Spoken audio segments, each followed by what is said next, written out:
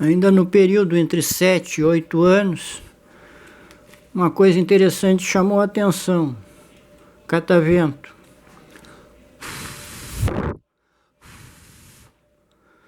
Com alguma dificuldade, eu consegui fazer utilizando um alfinete, né, e uma bolinha de conta de colar. Esse aqui eu fiz uma versão aperfeiçoada, moderna, né, com um aramezinho, tubinho de carga de caneta, né, e ficou melhor um pouco. Na época nós fazíamos com alfinete. Primeiro que eu fiz, utilizei um alfinete, uma continha de colar, era uma bolinha aqui que ia, e não ficava tão bom, né? Girava, mas não ficava tão bom. E aí a curiosidade, né? Como é que o vento batendo de frente, em vez de empurrar eles para trás, só fazia girar. Começavam as perguntas, né? Eu acabei descobrindo, quase que por intuição, que a inclinação aqui, quando o vento batia, ele era desviado para um lado e acabava empurrando a hélicezinha para o outro lado. Tinha alguma noção, ó, empurrando aqui, ele vai para o lado. Então eu comecei a ter noção de mecânica. Aí a ideia foi pandorga, né? Começar a fazer as pandorgas. O pessoal conhece muito como papagaio ou pipa, mas no início era de papel. Folha de caderno, aqui na guia um pedacinho de palito de fósforo para formar a guia com linha de costura. Os adultos, né, os tios, os primos mais velhos, acabavam fazendo e a gente copiava, né? Fazia por conta própria. Que o rabo, a cauda da pandorga, o estabilizador, né? Que na época era uma tirinha de pano, né? Às vezes até de papel. Aqui eu fiz com plástico, ficou bem melhor. Então voava bem, para vento fraco ou médio. Não durava muito, é claro, mas já funcionava, era o início. Tinha uma outra versão que eu vou mostrar agora. Essas aqui, ó. Ela é chamada de pipa caixão. Nós aqui chamávamos quase tudo de pandorga, mas o pessoal costuma chamar de papagaio ou pipa. Isso aqui era a tal de pipa caixão. Aqui a guia, 1/3 ou 1/4 do comprimento, vai uma guia. Forma de V, bem simples. E a vantagem é que não dependia do estabilizador, né, da cauda aqui, do rabo. Então, com linha de costura, para vento fraco ou médio, já funcionava bem. Muito melhor que as outras que dependiam ainda do estabilizador de cauda. Cheguei a fazer vários tamanhos, né? Diferenciando a guia, né? Modificando, fazendo modificações até chegar o tamanho ideal e a distância de guia ideal. Era mais ou menos 1/3 ou 1/4 do comprimento dele. Bem mais simples que o outro.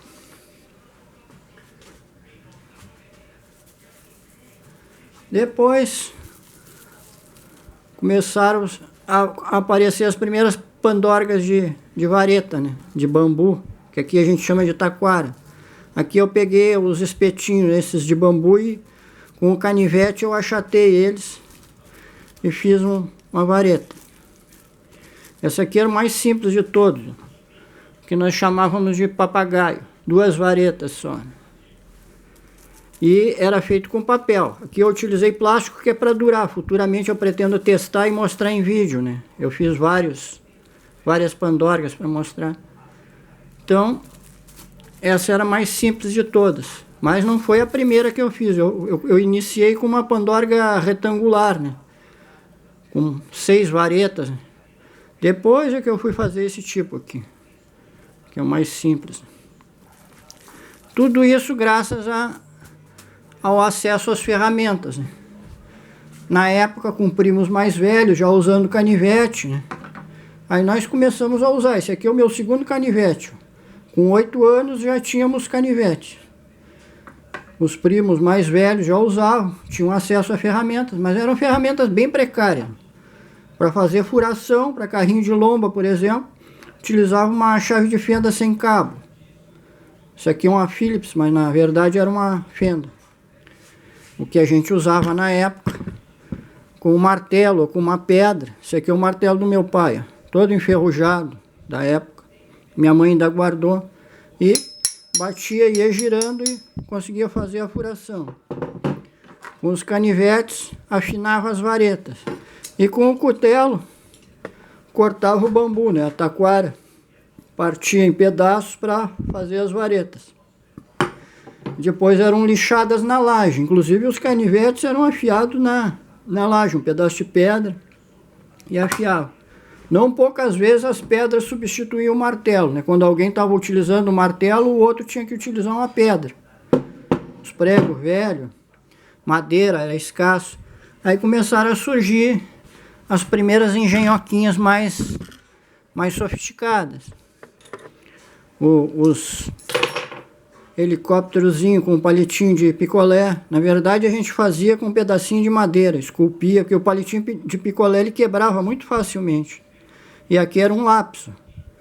Girava, o girocóptero, virava aqui, fazia ele voar. Aqui eu fiz uma versão leve para dentro de casa. Para ver se vai funcionar aqui. Vou apontar aqui. E lá. E lançava, né? Aqui dentro não dá para fazer. Aí, com o tempo, as pandorgas também foram se tornando um pouco mais sofisticadas. Vou mostrar um outro modelo de pandorga aqui.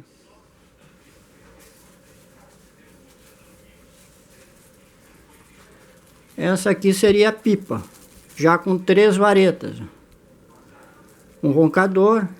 Essa aqui seria a segunda a ser feita, mas na verdade eu não fiz essa por segunda. A primeira pandorga que eu fiz era uma retangular, que eu vou mostrar agora. Pipa. Essa aqui, ó. Foi uma das primeiras que eu fiz, mas tudo com papel, e grande, né? Essas aqui são pequenas. Era no mínimo 4 vezes maior do que essas aqui.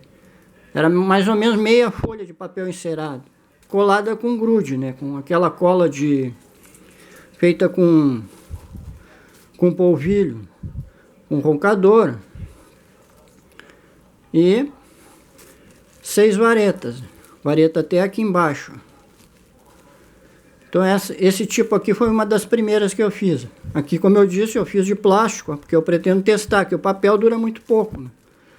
Com chuva, com umidade, se demorar muito o papel acaba se desfazendo, rasgando. Já o plástico dura mais. Na época nós não fazíamos de plástico, de jeito nenhum. Era muito raro, eu nunca vi nenhuma de plástico na época. Era tudo papel. Aquele papel de enrolar o pão ou papel encerado. Às vezes papel de seda, que era mais fraco, né? E é isso aí. Vou mostrar outra aqui. Essa aqui foi a que eu vi bem mais tarde, né? Uma pandorga utilizada na praia, né? Eu utilizei depois de velho, já para puxar espinhel na praia, para pescaria. Uma pandorga mais simplificada, sem roncador, né? Ó, 1, 2, 3, 4 varetas. Às vezes era 5 varetas, eu utilizava uma vareta aqui embaixo também, na guia da cauda. Todas elas dependiam de cauda para estabilização. E a guia dessas pandorgas desse tipo aqui era essa aqui, ó, com 3 fios. Então essa aqui era bem prática para utilizar, né? Não precisava de roncador, essa frescura toda, que nós normalmente utilizávamos, né? Só para testar, né? O barulhinho era interessante. Aí os paraquedas se tornaram mais sofisticados, com muitas linhas, várias linhas, redondos, já eram redondos, cortávamos o plástico de forma redonda, às vezes até com tecido de guarda-chuva, e era cordão normalmente. Aqui um anelzinho que eu aperfeiçoei para separar as linhas. Como eram muitas linhas, podia enosar, né, o paraquedas. Então eu fiz esse sistema aqui para separar as linhas para não enosar. Ficava bem mais interessante e funcionava bem mais parecido com paraquedas de verdade.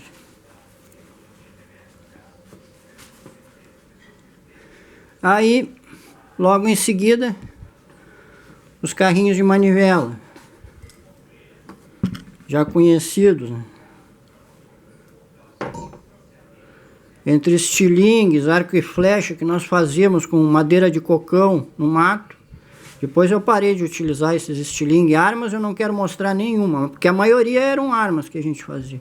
Estilingue, arco e flecha com madeira de cocão, retirada do mato, não tinha nada comprado. Várias coisas perigosas. Isso aqui é para brincar dentro de casa. Carrinho de manivela. Eu apelidei de lesma mecânica, devido à lentidão dos movimentos. E ele se ia embora, devagarinho, e ia embora. Dava para fazer, era possível fazer corridas. Fiz uma versão grande aqui, ó. Todos são lentos. Por isso que eu apelidei de lesma mecânica. Gurizada chamava de carrinho de manivela.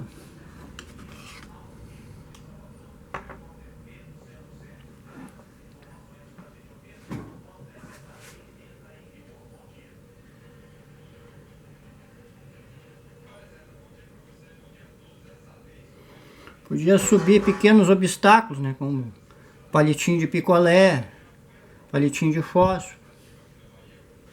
Era a época das bolinhas de gude, ó. A joga era uma assa de rolamento para evitar que os outros quebrassem, né?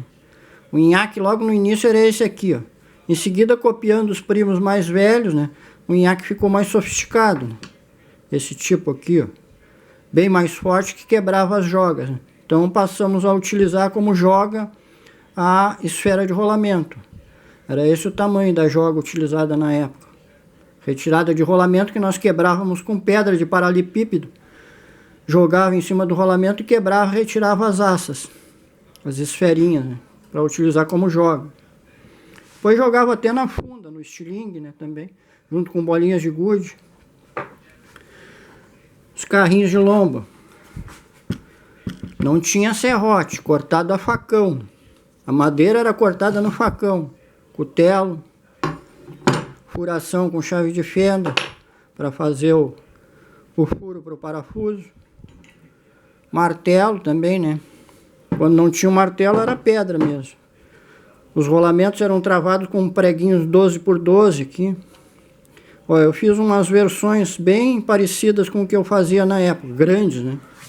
Tive que fazer em miniatura, porque se eu fizesse um tamanho natural não teria onde guardar. Já não tem mais lugar onde testar carrinho de lomba aqui. Esse com 3 rolamentos. Um dos últimos que eu fiz na época, né? Acabou...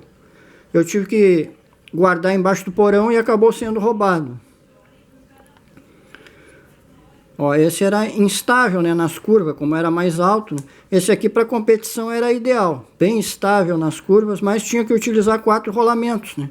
Dificultava mais para encontrar os rolamentos, mas... E no lugar da cola que eu utilizei aqui, eu fiz com palitinho de picolé e cola branca. No lugar da cola, obviamente, eram pregos, né? Tudo com pregos. Quando a madeira não tinha o tamanho certo, era remendada, né? Feitas emendas. E, como eu falei, sem serrote, cortado no cutelo. A madeira cortada no cutelo, assim, no facão. Afiado na laje, alisado na laje. Às vezes conseguia alguma lixa para aparar arestas.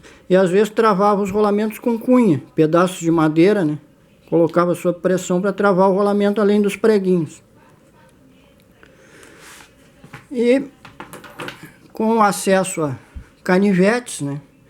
Na época em que o compasso de pontas, ó, foi proibido, né? Depois, naquela época, a criança tinha isso aqui, ó, brincava com essas coisas sem problema.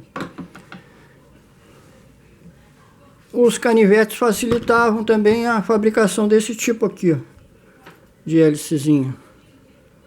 Como o carrinho de manivela, né? Um carretelzinho de máquina de costura, ó. Esse aqui eu torneei, como aquele ali que eu mostrei do carrinho de manivela, eu torneei na furadeira, que não encontrei mais esses carretéis. E aí encaixava aqui. Isso aqui era um cabo de vassoura, um pedaço de madeira como aqui, um prego, né? Ó, e puxava aí. Com a rotação isso aqui saía voando. E ia longe. 2 preguinhos 12 por 12. Carretelzinho de máquina de costura. Deixa eu desenrolar aqui. Ó. Aqui. E encaixava aqui. Cordãozinho enrolado aqui, puxava. E ele saía voando. Canivete e facão facilitava a fabricação disso. O carretel já vinha com furinho, o furo era mais largo, né? E a gente fazia um embuchamento aqui, colocava um lápis sem o grafite, para diminuir, para encaixar certinho no prego, ou então no lugar do prego utilizava o lápis. Só que para fazer a furação era difícil mesmo. Esses furinhos aqui, ó, às vezes colocava um preguinho aqui, ele rachava o carretel e estragava. Então tinha que ir com um alicate, segurar aqui e girando ele, batendo até fazer a furação, colocar com pressão com um pouquinho de cola, para evitar de rachar o carretel. Mas era um brinquedo que foi possibilitado com o uso dos canivetes. Ferramentas mais pesadas, cutelo, e era o que se tinha até o momento. 8 até os 9 anos, de repente, as ferramentas eram bem precárias. E aí numa revista ou num livro, na biblioteca do colégio, eu acabei vendo o primeiro eletroímã. Um prego enrolado com fio esmaltado. Na época tinha muita sucata, né? O prego era fácil, nós lidávamos com prego o dia inteiro, nos brinquedos. Mas o fio esmaltado teve que ser tirado de sucata, né? Um fio mais grosso que esse. Aqui eu enrolei 150 voltas de fio. Na época eu fiz com um prego desse tamanho e tinha fio esmaltado, mas era mais grosso que esse e não tinha suficiente, né? Então eu consegui enrolar em torno de 50, 80 voltas de fio no máximo. Eu vou mostrar no próximo vídeo então, pessoal. Até lá, até o próximo.